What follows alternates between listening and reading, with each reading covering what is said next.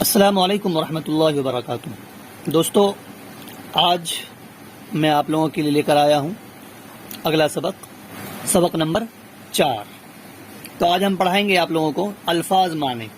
لفظ معنی لکھا ہوا یہ واحد ہے۔ حمد، حمد کا معنی کیا ہے؟ خدا کی تعریف۔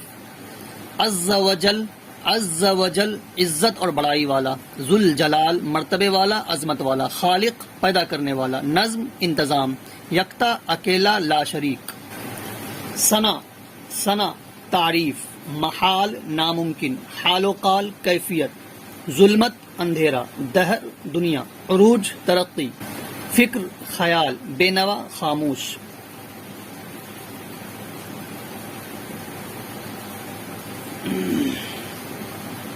اب آپ سوالات دیکھیں، مختصر ترین سوالات۔ شبنم کمالی کب پیدا ہوئے؟ تو اس کا جواب یہ ہے کہ شبنم کمالی 22 جولائی 1938 میں پیدا ہوئے۔ شبنم کمالی کہاں پیدا ہوئے؟ بتا دیا آپ کو، پوکھریرا گاؤں، ضلع سیتامڑھی میں پیدا ہوئے۔ شبنم کمالی کا انتقال کب ہوا؟ 2004 میں۔ مختلف اقوال ہیں لیکن صحیح 2004 ہے۔ کائنات کی تخلیق کس نے کی؟ اللہ تعالیٰ نے کی ہے، یعنی دنیا کس نے پیدا کیا؟ اللہ تعالیٰ نے کیا ہے۔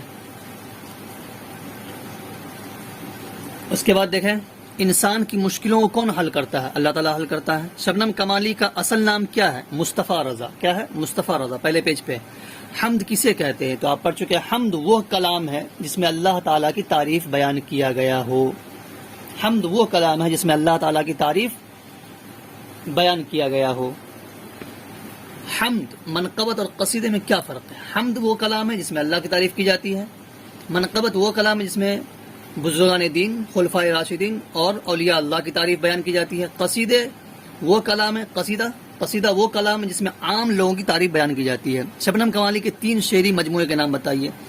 تو شبنم کمالی کے 3 شعری مجموعے کا نام آپ پیچھے پڑھ چکے ہیں، انوار عقیدت، ریاض عقیدت اور ضیاء عقیدت۔